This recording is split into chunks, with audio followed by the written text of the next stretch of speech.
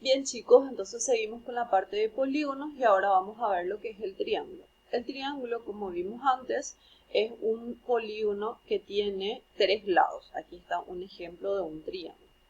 Entonces ahora vamos a ver la clasificación.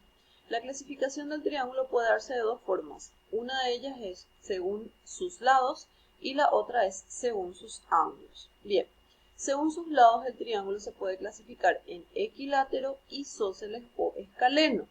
El triángulo es equilátero si los tres lados son iguales. Tres lados iguales. ¿Qué quiere decir que sean iguales? Que los tres lados tienen la misma medida. El triángulo va a ser isósceles si tiene dos lados iguales. El tercer lado puede que sea igual o puede que sea diferente. Si dos por lo menos de los lados son iguales, el triángulo ya va a ser isósceles. Y el triángulo va a ser escaleno si tiene los tres lados distintos. O sea que los tres lados tienen diferentes medidas. Bien, entonces esta es la clasificación del triángulo según sus lados. También el triángulo podemos clasificar según sus ángulos y esa clasificación viene dada por el triángulo rectángulo. Un triángulo es rectángulo cuando tiene un ángulo recto. Tiene un ángulo recto. Recuerden que el ángulo recto es aquel que tiene como medida 90 grados sexagesimales. Si en un triángulo uno de los ángulos es recto, entonces el triángulo se llama rectángulo. Un ejemplo de triángulo rectángulo sería más o menos así.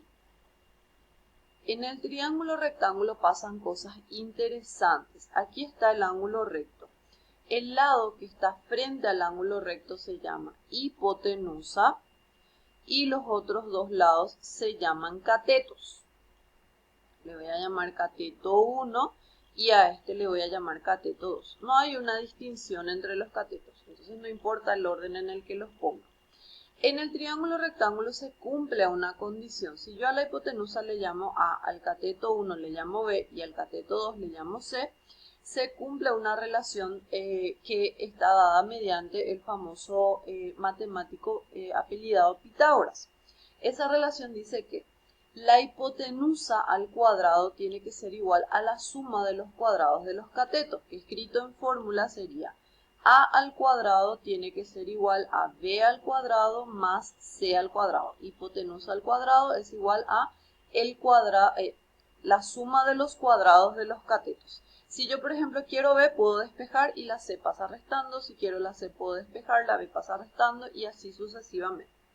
Esto solamente en el triángulo rectángulo. Luego tenemos lo que son los triángulos oblicuángulos. Un triángulo es oblicuángulo cuando no es rectángulo, cuando no tiene ángulo recto. Si el triángulo tiene ángulo recto se llama rectángulo, si no tiene ángulo recto se llama oblicuángulo. Hay dos tipos de triángulos oblicuángulos, que son los acutángulos y los obtusángulos. Los triángulos acutángulos son aquellos en que todos sus ángulos son ángulos agudos. Recuerden que un ángulo agudo es aquel en el cual sus medidas son menores que 90 grados. Entonces el triángulo acutángulo es aquel en el que todos sus ángulos miden menos que 90 grados.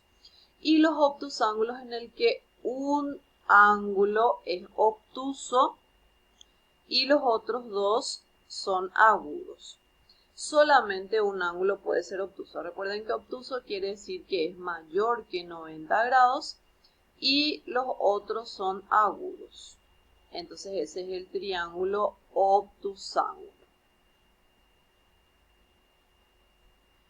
Ok, entonces tenemos ahí la clasificación de los triángulos según sus lados y según sus ángulos.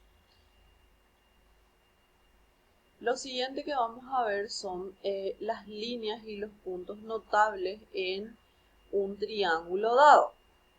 Acá dice líneas y puntos notables. Voy a poner ahí mi herramientita, la voy a sacar un momento.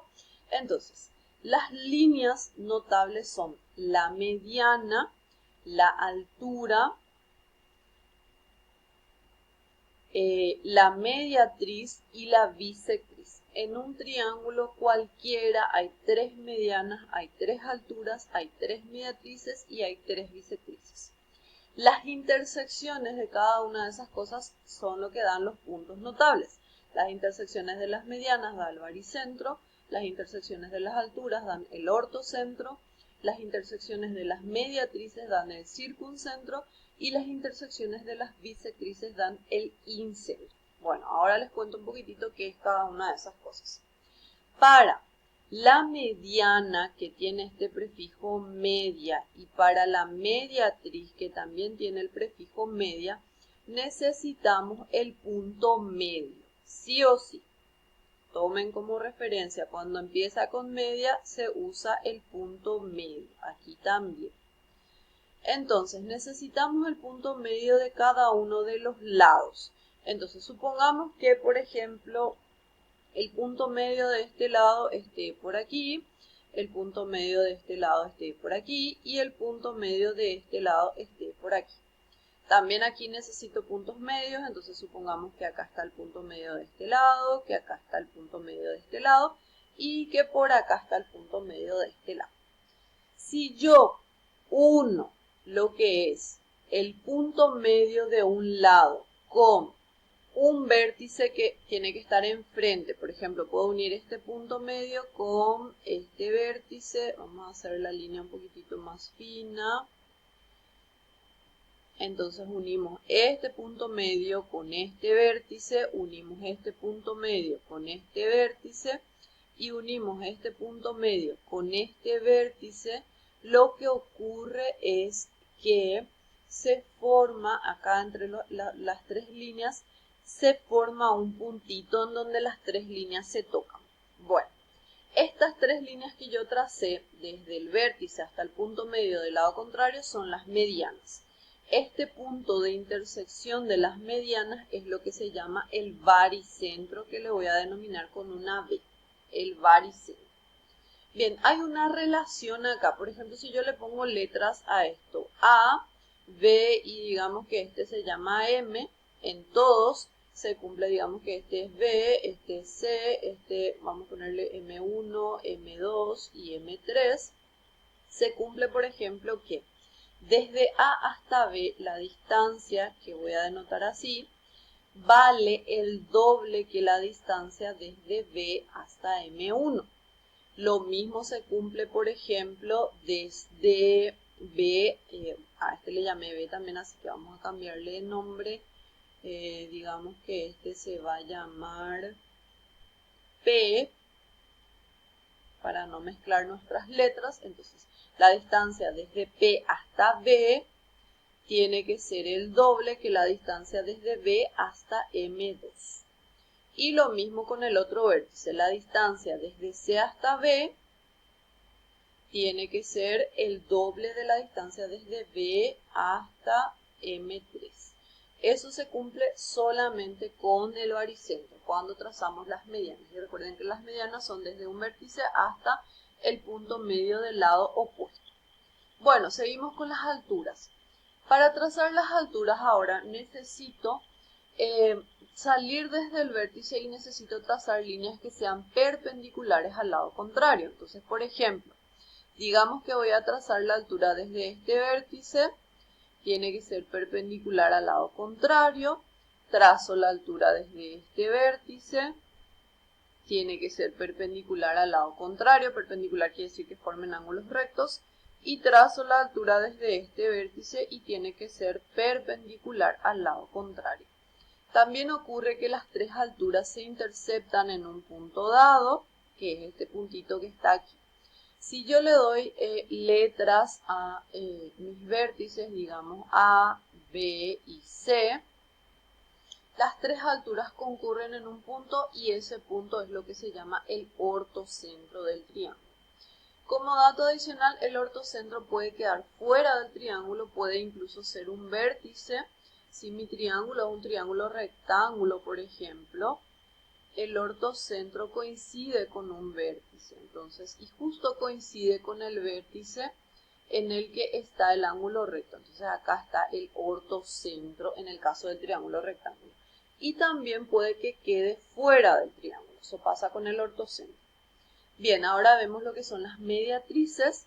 Como ya vimos, para las mediatrices también necesitábamos punto medio, pero la diferencia con la mediana y la mediatriz es que ahora no sale desde un vértice, sino que en cada uno de los puntos medios tenemos que trazar una línea que sea perpendicular.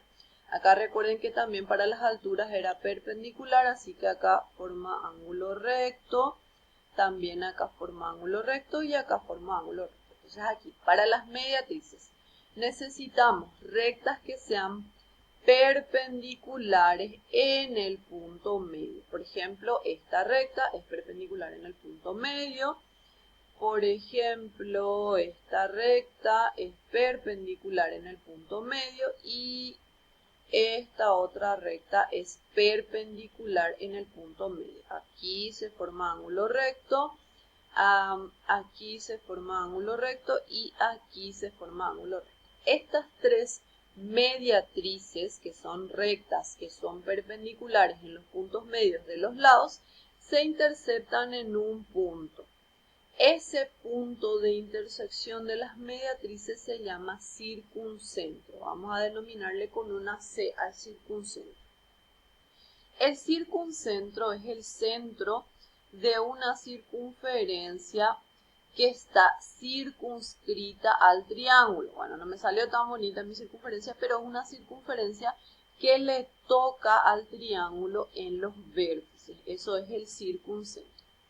Bueno, y finalmente vemos lo que son las bisectrices y el incentro. Las bisectrices son líneas que dividen a cada ángulo del triángulo en dos ángulos que tienen la misma medida. Por ejemplo, esta línea que está aquí, que le divide a este ángulo en dos pedazos iguales. Esta línea que está por aquí, que le divide a este ángulo en dos pedazos iguales. Y esta línea que está por aquí, que le divide a este ángulo en dos pedazos iguales. O sea que este y este tienen que tener la misma medida. Este y este tienen que tener la misma medida. Y este ángulo y este ángulo tienen que tener la misma medida cuando estoy trazando las bisectrices. Esas bisectrices también se interceptan en un punto. Y el punto de intersección de las bisectrices se llama incentro. Como dato adicional, el incentro es el centro de una circunferencia que está inscrita al triángulo. La circunferencia inscrita quiere decir que está dentro del triángulo. Y le toca en los lados a el triángulo. Eso entonces es el incentro. Bien, ahí tenemos entonces todas las líneas y puntos notables en cualquier triángulo dado.